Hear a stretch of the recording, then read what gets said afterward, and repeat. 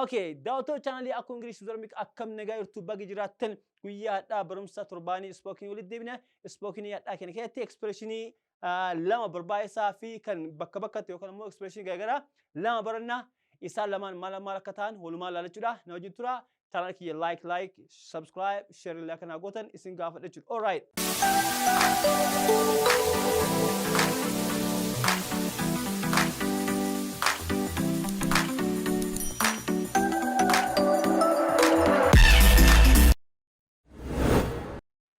Hello ladies and gentlemen, welcome back to our YouTube channel, Aku English with Oromic. I'm Aku from School of American English.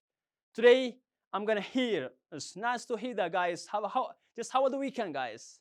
How's everything man? You okay? Okay, I hope so. What's up? Great, cool, nice. All right, today we're gonna see spoken class course. It is a Monday, right? Every single Monday. Just our classes focus or concentrate on is spoken class. Okay, in our today's class, we're gonna see just around 2 or 3 expressions, which is very crucial, guys. Please, you might be learning so many things from this class or from this topic. Please stay with me until the end of my video, please, guys. Okay, daawwatoo channelii Aku Ingilish Oromic akkam nagaa YouTube bagi jiraattan guyyaa hadhaa barumsa torbaanii spoken walitti deebina. Spoken hadhaa kana keessatti expressionii lama barbaachisaa fi kan bakka bakkatti yookaan immoo expression garaagaraa lama barannaa isaan lamaan maal akka ta'an walumaa ilaalachuudha. Na wajjin tura channel kiyya like, subscribe, share illee kana gootan isin gaafadha jechuudha. All right. Barumsa keenya kanadhaa maa jedhaa? Could you hand me that pen please? Could you hand me that pen please? Fakkeenyaaf koppeen kee yookaan immoo boorsan kee bakka wayii jiraate sirraa fagoo jiraate, let's say if you are busy with something here and if you cannot go there, if something just far away or on distance from you, so how do you ask for someone to hand you your stuff? Meeshaa kee akka sii kennuuf akkam jettee nama gaafatta? Fakkeenyaaf boorsan kee achi jira, achi deemuu dandeettu, maybe kanaan cufaadha yookaan immoo asitti waa dalagaa jirta jechuudha. Boorsaa sana sinaa kenni, koppee sana sinaa kenni, daftara sana sinaa kenni jechuudha barbaada afaan Ingiliffaatiin maal jettee gaafata? You can say, could you hand me that pen please? Could you hand me? Hand me jechuun asnaa kenni jechuudha. Okay, asnaa qabbalee jechuudha. Okay, qabbalee ni maana sun baamanya. You can say, could you hand me that? Okay, could you hand me that pen please? Or you can say, could you grab me?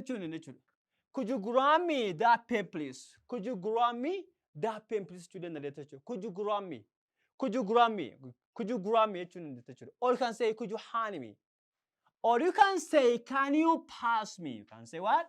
Can you pass me that bag please? Malo borsa san yookaan immoo koppee san yookaan immoo kophee san yookaan immoo daftara exercise san asnaa kennu ni ta'a. Can you pass me or could you pass me?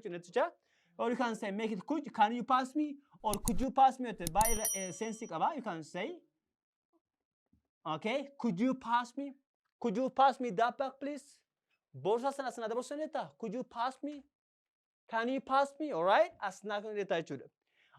Expression lamaffaa immoo tokkoffaan kana, kan lamaffaa maa jedhaa? Here is, are you finished with my pen? Let's say if someone borrowed your stuff or your pen or your bag or your shoes, something from you, right?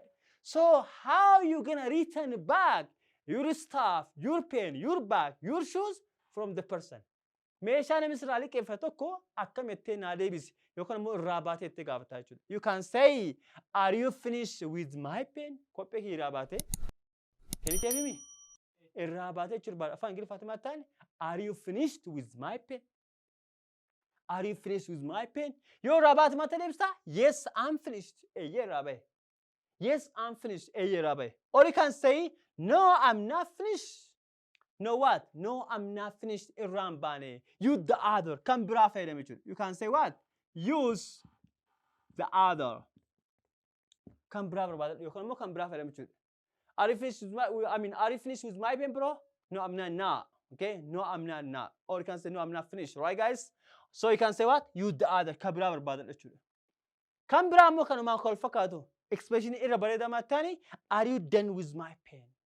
Are you done with my pen? Chuma churi kan biraalee kanuma kana jechuudha. Wal fakkaata jechuudha. Are you done with my pen? Kophee kee irraa baate? Are you done with my pen? Yes, I'm done. Yoo irraa baate mattaani? Yes, I'm done. Yoo irraa hin bahinoo no I'm not done. No I'm not done. Irraa hin baane jechuudha guys. Look guys, waa wayii ammoo fixxee jechuun barbaadu maattan are you done jettaan. Are you done irraa baatee jechuudha hiikelsa gaabinaan. Are you done? Hey bro, are you done? Irraa baatanii are you done? Yes I'm done. No I'm not done. You see guys? Ishi dalagaa irraa baatan jechuudha barbaadu maattaniin. Okay, dalagaa irraa baatan jechuudha barbaadu maattan are you done with. Okay guys. Okay, are you done? Are you finished? Are you finished? Or you can say, are you done? Are you done with this work? Okay. Are you done? Okay. Are you done? Okay, this work. Okay, I can go. Are you done with this work? Okay. Dalaga rabatani. Are you done with this work? Dalaga rabatani. Are you done? Okay, guys. Are you done this work? Are you done this work? Are you done? Are you done with this work? Dalaga rabatani. Akuma dalaga hanle kanale tokkuma achi kensa. Are you done with this work? Are you done with this work? Or can say, are you done your work? Dalaga rabate te hala kana feremun dan nachude. Daawwattoota kee walumaa galatti barumsa keenya kaadhaa. Tokkoffaan could you hand me that pen? Could you hand me that pen please? Qopheessan asnaa kennu dandeettaa? Could you grab me that pen please? Qopheessan asnaa kennu dandeettaa? Could you pass me that bag please? Borsas asnaa kennu dandeettaa? Are you finished with my pen? Kophee kee irraa baatee? Yes, I'm finished. Irraa bahe. No, I'm not finished. Irraa hin baane. Are you done with my pen? Kophee kee irraa baatee? Yes, I'm done. No, I'm not done. Haala kanaan fayyadamuu hin dandeenye. Are you done with this work? Hojii kana irraa baatee? Are you done with your work? You can say, are you done with your work? Hojii kana irraa baatee? Haala jiruu hin dandeenye jechuudha. You can say, are you done with your work? Hojii kana irraa baatee? Cause hojii keetti miire? Okay, dalagaa naan jedhaa. So you can say, dalagaa kee irraa baatee waa wayii hojiin dalaguudhaaf are you done with your work? Jettee fayyadamuu illee hin dandeetta jechuudha. Kana barbaadee fayyadamuu hin dandeetta. Yoo ammoo nama wayiitti irraa baatee jechuudha maattaan are you done jettee qofa kan kennitu. Are you done? Are you done? Are you finished? Are you finished? Are you finished? Irraa baatee jettee haala kanaan fayyadamuu hin dandeenna. Expressioniin keenya kan gola keessaa classroom English 3 hadhaa kana fakkaata. Yeroo taanu classroom English 4 hanga walitti deebinutti nagaan naa turaa isin jechuu barbaada. Have a nice time. See you. Hasta la vista. Cheerio tata. Adios. Bye. So long. Peace out. Take care. Have a good one. Stay in touch. Let's keep in touch. Love you all. See you next week. Bye.